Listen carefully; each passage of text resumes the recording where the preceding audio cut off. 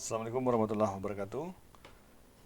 Materi jaringan komputer kali ini untuk pertemuan kedua kita akan membahas topiknya yaitu tentang protokol jaringan komputer. Adapun poin pentingnya di sini atau learn board yang akan kita bahas, yang pertama yaitu tentang definisi protokol jaringan. Nah, kemudian OSI layer atau OSI layer, seterusnya adalah jenis protokol jaringan. Nah, kemudian terakhir yaitu kita akan bahas macam-macam dari jaringan komputer. Nah, kita masuk dulu kepada definisi dari jaringan komputer. Nah, menurut teorinya, untuk jaringan atau protokol jaringan ya, yang dimaksud dengan protokol jaringan adalah suatu aturan yang telah diset ya untuk bisa mengatur sebuah komunikasi online yang terdiri dari beberapa komputer, nah yang terdapat pada suatu jaringan. Nah, kemudian perlu Anda ingat bahwa peraturan tersebut memang menjadi salah satu pedoman yang harus diikuti dan dilaksanakan ketika kita akan membuat sebuah jaringan komputer. Nah, jadi komunikasi online ya, jadi perangkat jaringan komputer yang terkonek tersebut itu melalui suatu protokol jaringan atau suatu aturan yang telah disetting ya, yang telah diatur untuk bisa kita berkomunikasi. Nah, kalau kita lihat di sini tentang teori yang lain ya untuk protokol jaringan, itu adalah media yang digunakan untuk menghubungkan pengirim dan penerima dalam berkomunikasi serta dalam bertukar informasi agar dapat berjalan dengan baik dan akurat. Nah, jadi protokol jaringan itu adalah media. Nah, media gunanya adalah untuk kita bisa menghubungkan si pengirim dengan si penerima ya agar bisa berkomunikasi. Tujuannya adalah untuk bertukar informasi. Nah, kemudian kita akan lihat penjabaran ya atau OSI layer. Nah, secara visual ya, visualisasi, saya sudah menaruh link ya, link video juga di kolom deskripsi. Nah, di sana saya share sebuah video yang bagus ya untuk disimak secara grafis ya, pemahaman atau logika dari OSI layer. Jadi mungkin sebelum kita menyimak ini lebih detail, nah silakan Anda terlebih dahulu memang sudah harus menonton video yang ada di deskripsi ya agar pemahaman OSI layernya dapat ya, karena ini yang kita bahas ini sedikit levelnya untuk basic yang orang yang memang akan membidangi jaringan komputer secara lebih baik.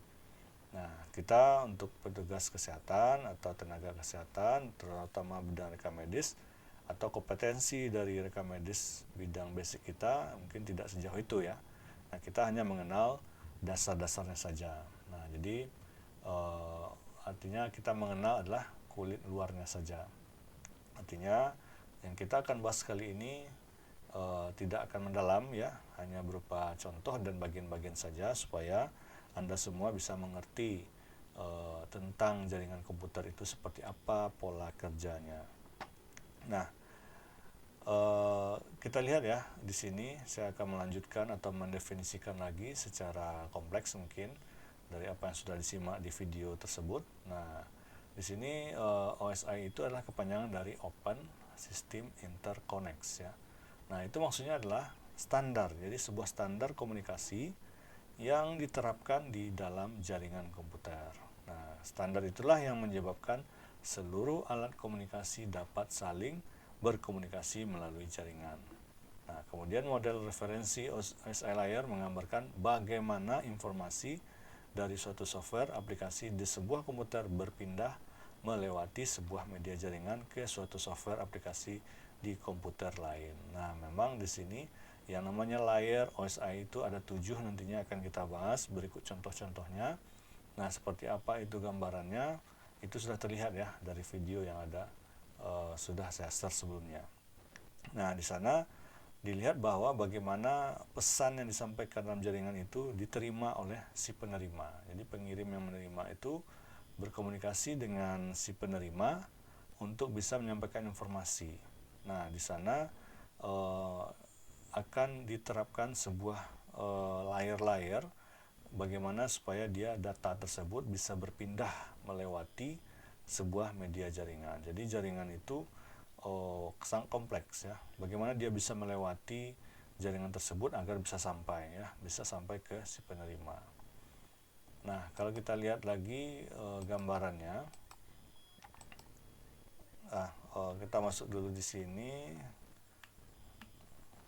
Oke, nah bagiannya ya. Jadi model referensi OSI ini secara konseptual terbagi dalam 7 lapisan. Nah, di mana masing-masing lapisan memiliki fungsi jaringan yang spesifik.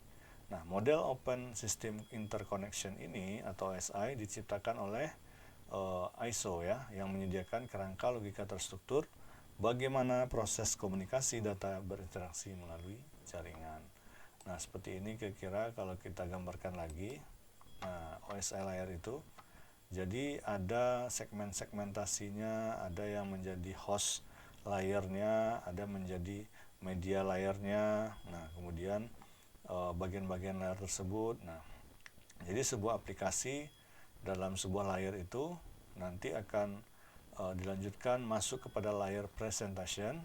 Nah, dilanjutkan kepada layer session sampai ditransport, kemudian melalui jaringan, kemudian data link dan fisikal ya. Jadi sampai dibentuk akhirnya.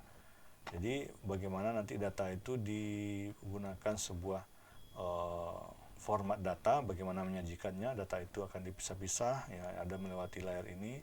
Kemudian session itu apakah dia bisa berhasil melewati tingkat sekuritasnya atau passwordnya, loginnya. Kalau udah masa loginnya sudah habis, ya bisa masuk lagi ya. Nah, seperti itu. Kemudian transportnya bagaimana dia berpindah ya. Kemudian nanti data pindah tersebut ada format-format tertentu yang akan dilewati dari layar tersebut. Nah, saya kira mungkin detail dari informasi layar ini bagian ini sudah dapat didefinisikan dari dari video yang sudah ditonton sebelumnya ya. Nah, kita akan melihat bagian-bagian dari lapisan layar tersebut. Nah, jadi lapisan layar untuk application itu banyak ya.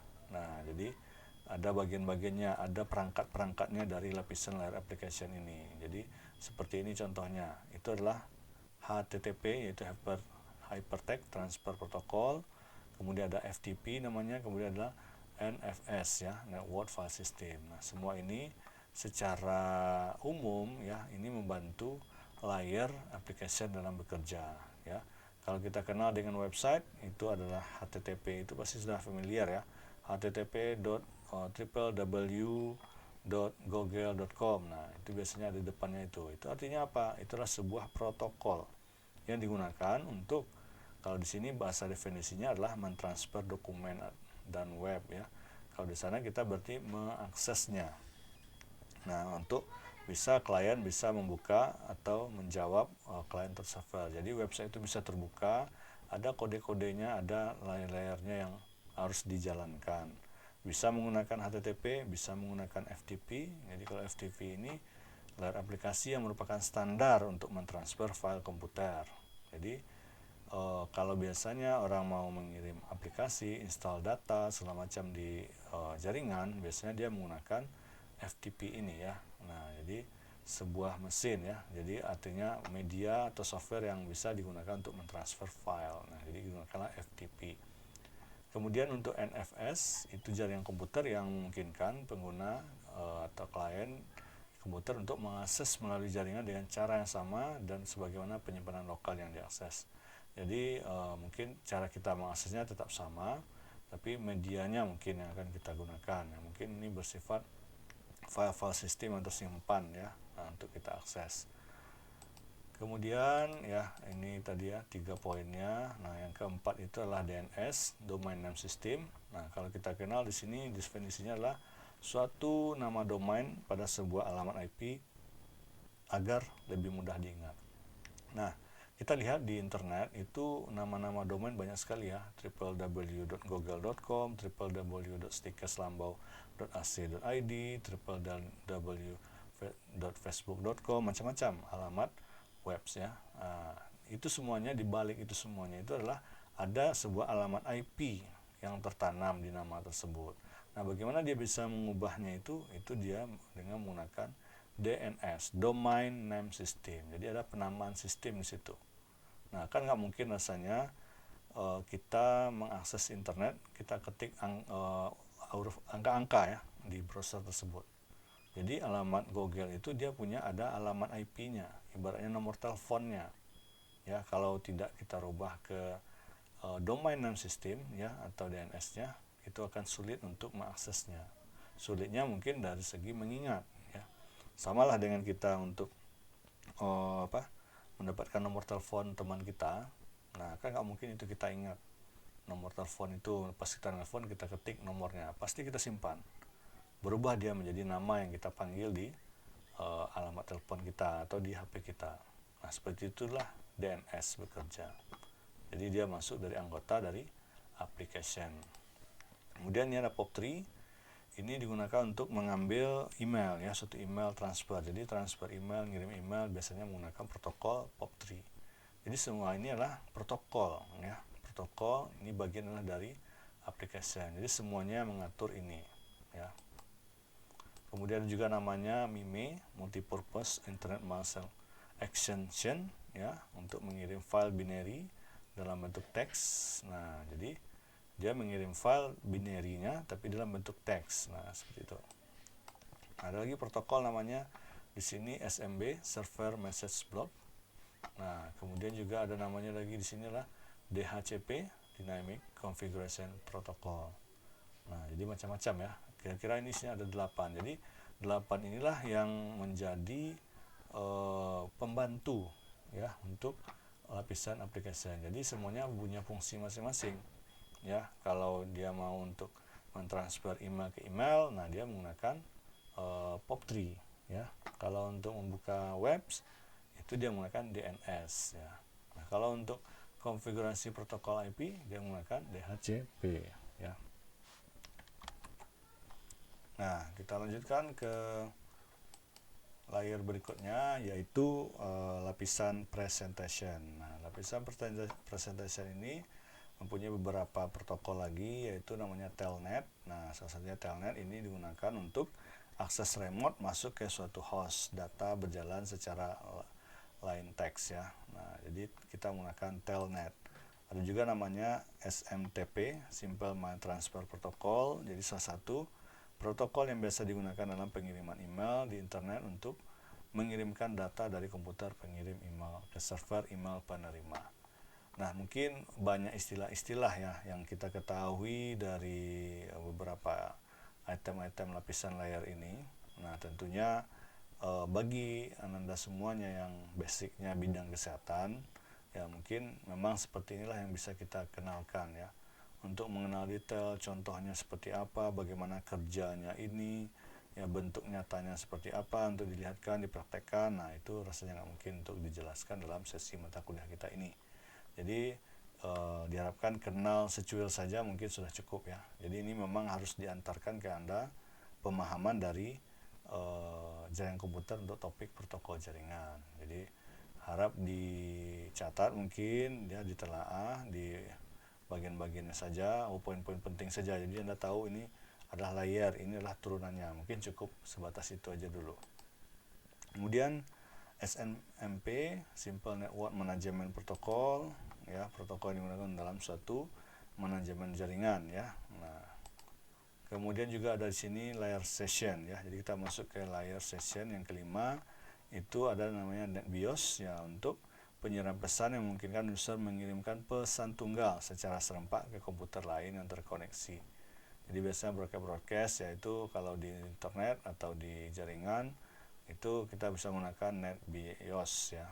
Nah, kemudian ada lagi NetBUI ya, NetBIOS masih NetBIOS ya, Extend User Interface. Nah, itu berfungsi sama dengan NetBIOS, hanya sedikit dikembangkan. Jadi dikembangkan lagi ya, NetBUI dia NetBIOS juga tapi Extended User Interface.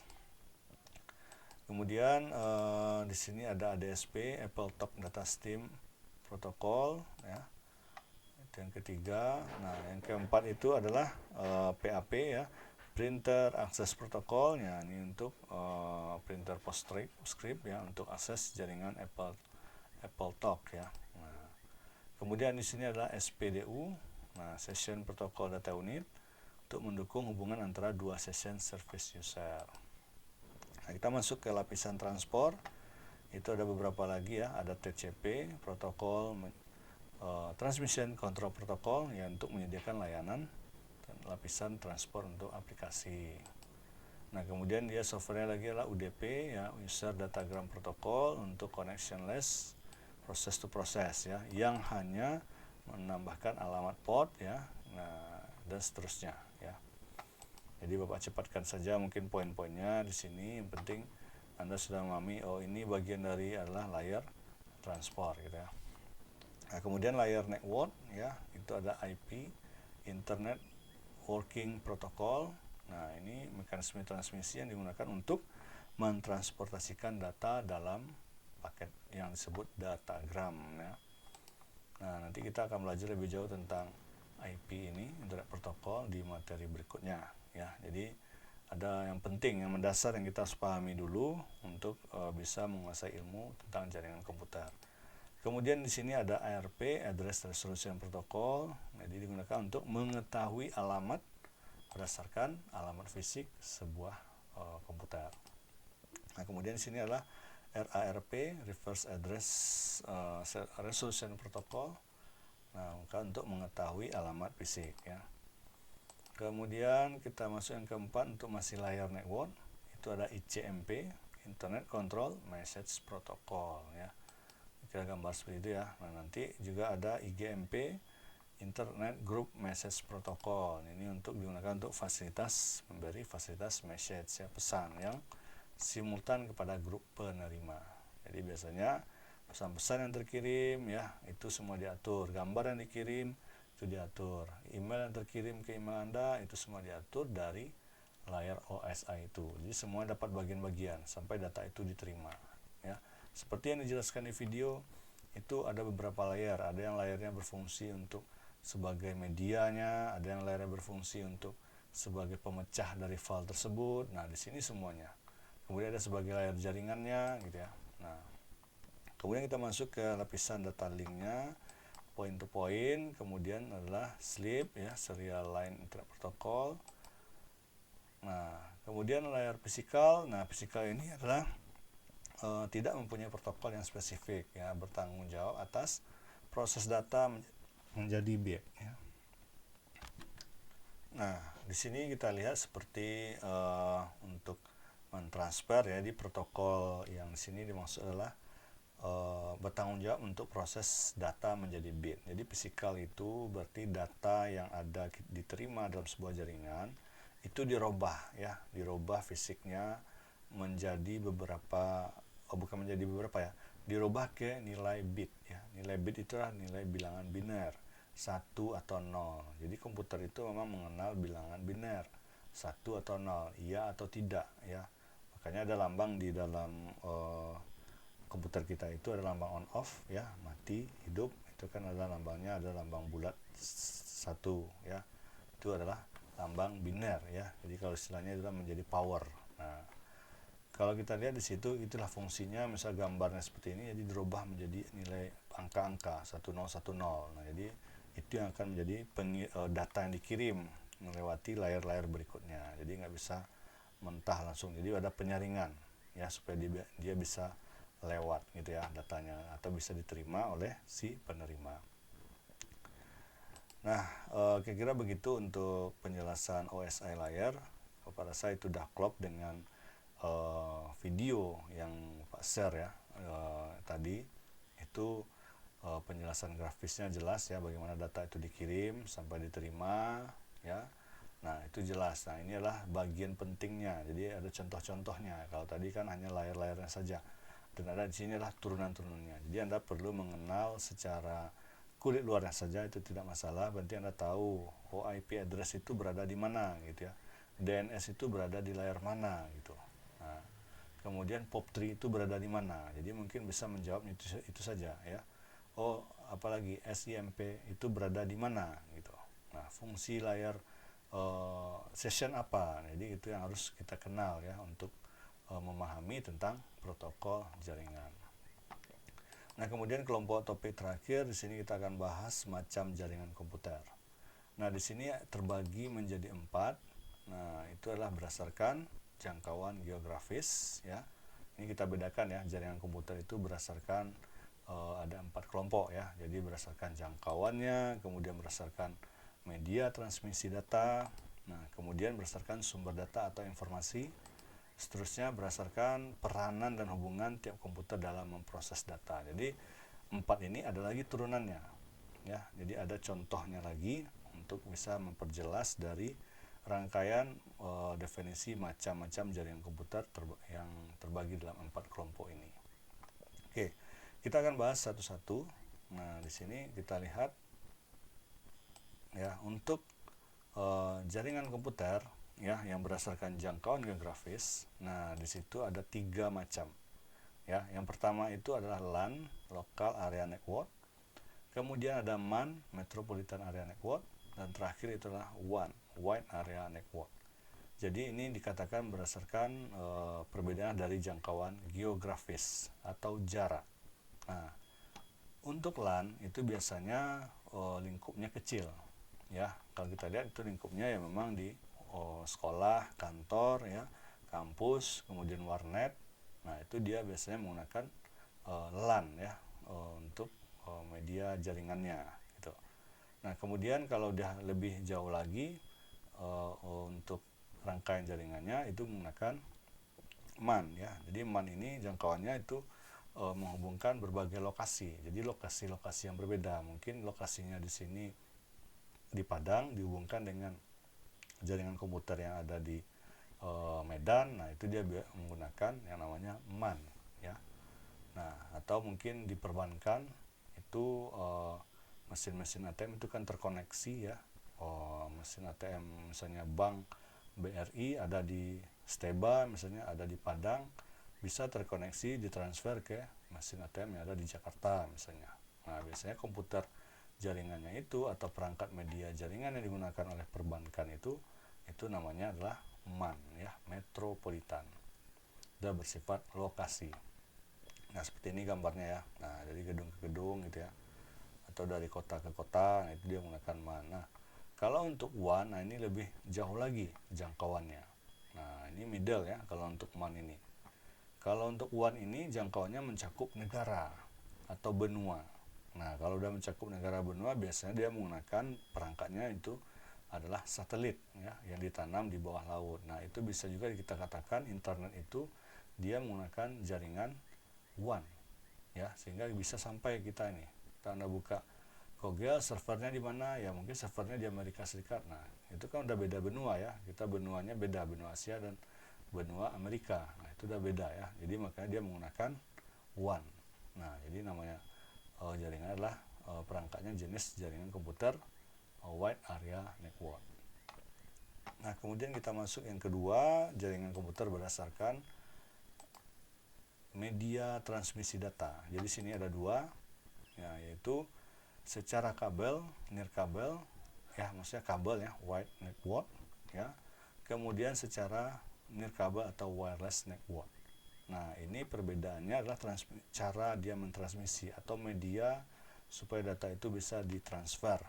Nah, ada yang digunakan dengan kabel, ya, jadi terhubungnya, bertukarnya dengan menggunakan perangkat kabel. Nah, itu kabel-kabel yang kita gunakan nanti pas praktek. Nah, itu kan bisa dikatakan jaringan komputer berkabel namanya. Ya, itu biasanya untuk dikategorikan untuk media transmisi. Nah, kalau tidak mau berkabel, sinyal WiFi, sinyal access point ya. Nah, itu biasanya wireless network ya, atau WiFi wireless. Nah, itu tanpa menggunakan kabel. Jadi dia hanya menggunakan gelombang elektromagnetik. Jadi Anda bisa dapat sinyal WiFi, sinyal internet. Nah, dia menggunakan jaringan komputer dalam konteks media transmisi ya, itu namanya adalah nirkabel. Nah, saya rasa ini mudah dipahami dan ada di sekitar kita ya. Nah, jadi kalau nanti dalam prakteknya kita mungkin lebih banyak menggunakan kabel ya, makanya kita utamakan dulu cara pemasangan kabel, praktek kabel. Nah, nanti kalau cara men-setting komputer, servernya atau bisa koneksi itu juga akan dipelajari. Jadi diutamakan dulu adalah yang tentang pemahaman pengkabelan dulu, karena kabel itu adalah gerbangnya atau sebagai urat nadinya sebuah jaringan. Kalau tanpa kabel juga tidak bisa ya, walaupun pakai wifi itu didasari juga dari kabel dulu. Nah, jadi untuk penyebarannya baru ya lebih luasnya mungkin ditambahlah perangkat-perangkat yang wifi ya tanpa kabel. Nah, kalau kita lihat lagi yang ketiga berdasarkan sumber data informasi. Nah, jadi sini ada dua, jaringan terpusat sama jaringan terdistribusi. Nah, kalau jaringan terpusat itu terdiri dari satu komputer induk dan satu komputer terminal ya. Jadi server ke klien ya, server ke user.